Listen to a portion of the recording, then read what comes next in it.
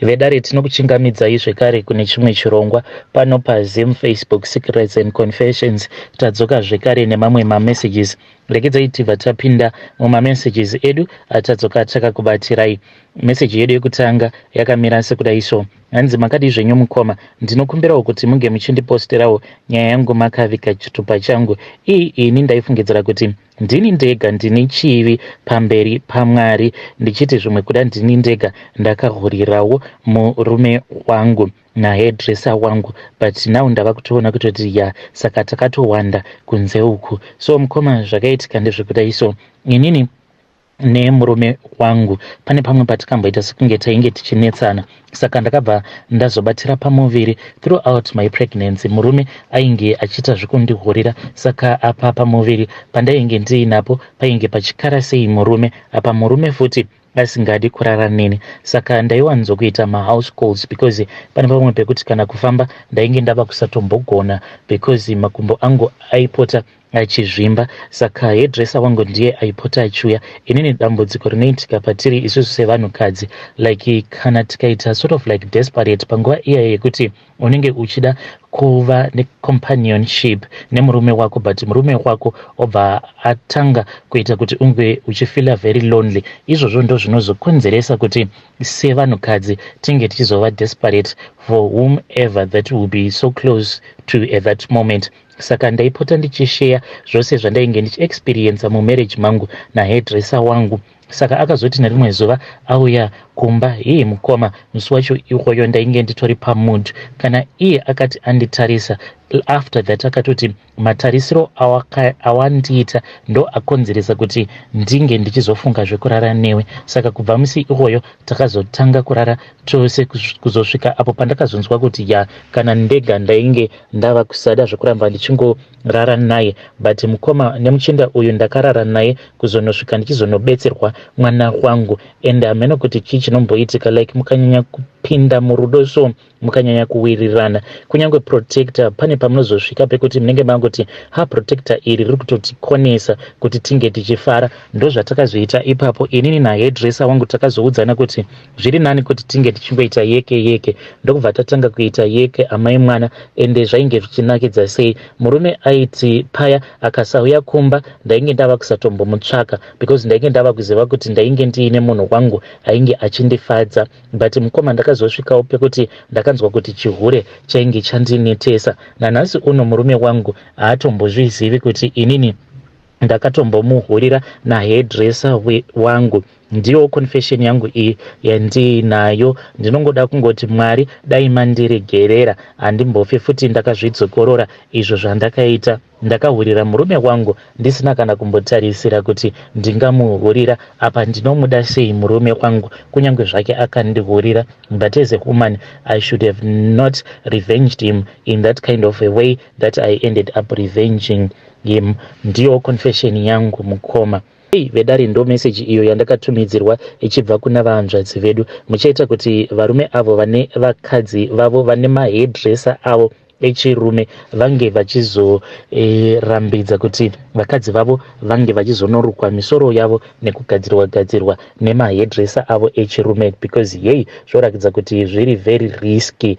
Regedzai tibva tenda panyaya yedu inotevera. Nyaya yedu inotevera yakamira sekudai: hanzi ndauyawo pano mukomanashi ndichizama kuti vedare renyu vange vachindibatsira nekuda kweizvo zvinoitwa nemukadzi wangu. Saka ndikuda kuti vedare renyu vange vachindibatsirawo kuti mudzimai wangu ndingamuapproacha sei. Naturally mudzimai wangu iye ane dambudziko rehasha, sezviya zvamunongonzwa zvitaurwa kuti vakadzi vaya vane ndebvu vane hasha. Saka mudzimai wangu iyewo ane hasha. Saka mudzimai wangu pane kosi yake iyo yaakazoita, kosi yekuti ange achizokwanisa kudzidzisa maECD. Saka mudzimai akati apedza kosi yake pasina kana nguva mukoma takabva tatoti ndimwari, because akabva akasika ndokubva azowana basa. Mudzimai wangu akati awana basa, then ndakabva ndatanga manje kuona kuti there were some things that she was doing that were not okay, because madam ndinowanzokuenda kunova pick up because pachikoro pacho ipapo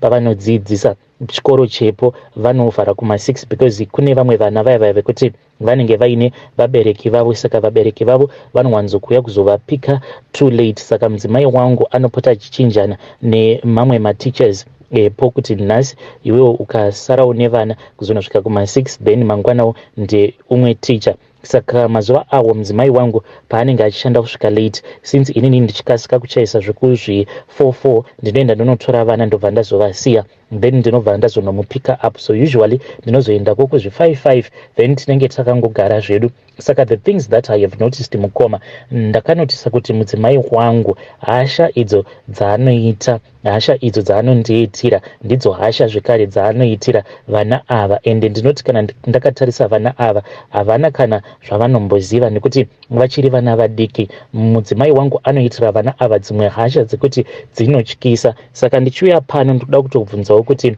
vana ava nezera ravo kana kuri kunzi vakapota vachiitirwa hasha dzakadaro zvekuti mudzimai wangu anokwanisa kutoti paya vana pavanenge vachitamba vakaita sekunge vanenge vaita musikanzwa, let's say kana akabata chaanenge akabata anobva arovera chinhu chiya chaanenge akabata pasi, zvekuti vana vose vanobva vati zii zvezvo zvekutoona kutoti ya vana ava anyanyisa kuvavhundutsira. Then vamwe vacho ndo vanozotanga kuchema vachiti ndoda kuenda kuna mama, ndoda kuenda kuna mama. Saka ndinokumbirawo kuti vedare renyu vange vachindibatsirawo nekundidzidzisawo kuti mudzimai wangu ndingataura naye sei kana iri semarriage yangu ndega ndakatosvika pakuneta ndikatongojairira munhu wangu kuti ndozvaari munhu uya anofarira zvekurwa achingoita zvinhu zvekungoita zverough. Saka ndakatongomudzidza ndikatongoziva kutoti ukamuona ari mumudi yakadai then you do not have to remind ye saka munhu wangu ndakatongomuonera metsi dzake ndikatongoona kuti munhu uya anongogara ari muchiki aine hasha. Saka ndinotoziva kutoti kana ndichitaura naye ndinotaura naye sei. But apa pamanje dambudziko ravapo nderekuti vana ava vana vacho ivavo vaanodzidzisa anonyanyisa kuvaitira hasha, because ndakatomubvunza kuti iwe kana vana ava uchivaitira hasha dzakadai inini ndisipo ko kuzoti kana uri wega paya pekuti unenge wasiwa nevana ava uri wega, vana ava hausi kuvarova here? Akabva aseka zvake akabva ati kwete ndichivaroverei, handimbovarovi ini. Saka ndauya pano kuti vedare renyu vange vachindibatsirawo. Yes, I know kuti mukadzi wangu is very abusive, kunyange marovero aanoita vana, kunyange matukiro acho aanoita vana, she is very abusive. But at the same time ndinomutendawo mudzimai wangu nekuti kasalari kake ako kaanouya nako kanotobatsira. Saka mukuzonondibatsira kwenyu kwamuchange muchizondiita, I need you to know kuti mudzimai wangu handisi kuda kuti ndinge ndichizomukanganisira basa rake. Saka ndingataura naye sei mudzimai wangu, because ndinotya kuti maybe nerimwe zuva anokwanisa kuzobatwa nehasha akazorova vana ava semarovero awo aanoita vana vedu. Please assist me Vedare from a stressed man.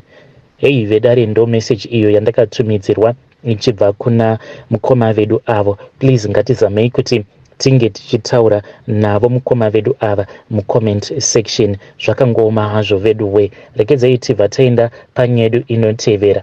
Nyedu inotevera yakamira sekudai so. Hanzi makadi zvenyu mukoma, ndinokumbirawo kuti muge muchindiposterawo nyaya yangu makavika chitupa changu. Inini ndiri mudzimai ndine makore 32 years ekuberekwa, uye zvekare ndine friend yangu.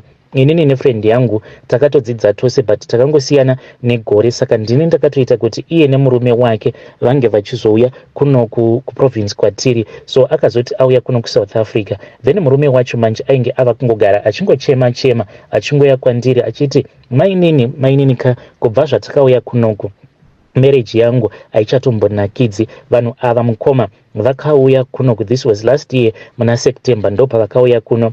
Then murume wacho ndokubva achizotsvakirwa basa nemurume wangu. Saka vanotoshanda vose pakambani imwe chete. Saka mazuva awo paakambotambudzika basa kuzonosvika ndichizotaura nemurume wangu aigara achingouya, because friend yangu akangoti achingosvika then friend yangu ndokubva atotanga kutoshanda, tose tinoshanda semamaids. Saka friend yangu manje ainge ava kuti kana akatambira mari yake mari aisambosvika nayo kumba, aizotosvika kumba atoita maplans ake, atotumidzira amai vake mari because akati angotanga kushanda ndokubva atovatumidzira mari ngekuti vange vachienda kunotora vana. Pose apa iye friend yangu ainge achigara pamba pevabereki vemurume, saka the first pay akatozosvika nayo mumba but atotumidzira mari iyoyo kuna amai vake. Saka murume wacho ndozvaainge achiuya achindiudza kuti munhu uyu anozotosara ozotouya zvake kumba but anenge atoita maplans ake, atori muroad achitodzoka kumba, anenge atotaura naamai vake since mari yacho ichitongopinda mukadhi rake remukuru,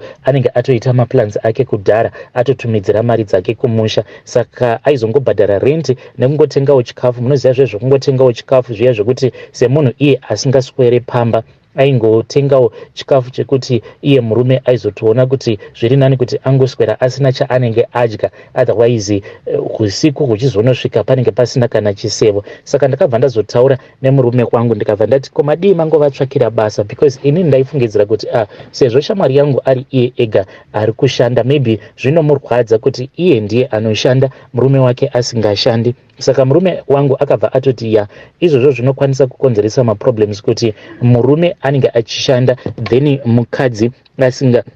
Saka kana murume wangu akabva ati izvozvo zvinokwanisa kukonzeresa maproblems ekuti murume anenge asingashandi but iye mukadzi manje ndiye anenge achishanda, saka akabva azotsvakira shamwari yemurume. Saka kana murume wangu akabva ati izvozvo ndo zvinokwanisa zvikonzeresa maproblems mumarriage mavo, ndokubva azotaura nemurungu wake, murume weshamwari yangu ndokubva azotanga kushanda but still mukomanashe zvinhu hazvina kana kumbochinja, ainge atova worse because murume uyu aiti akati tadii taunganidza mari yedu pamwe chete, aibva aramba. Vanhu vaya vekuti each and every month end ndinotoziva kutoti vanhu ava vanogara vakarovana and each and every month end uyu murume wacho anototi ange achiuya kumba achingochema chema. Saka pose apa shamwari yangu yainge isingamboiti zvekuti kana vakanetsana yobva yabuda isingazivikanwi kuti iri kuenda kupi. Saka zuva iro murume wacho paakazouya achichema chema takangomunyaradzawo tikangoti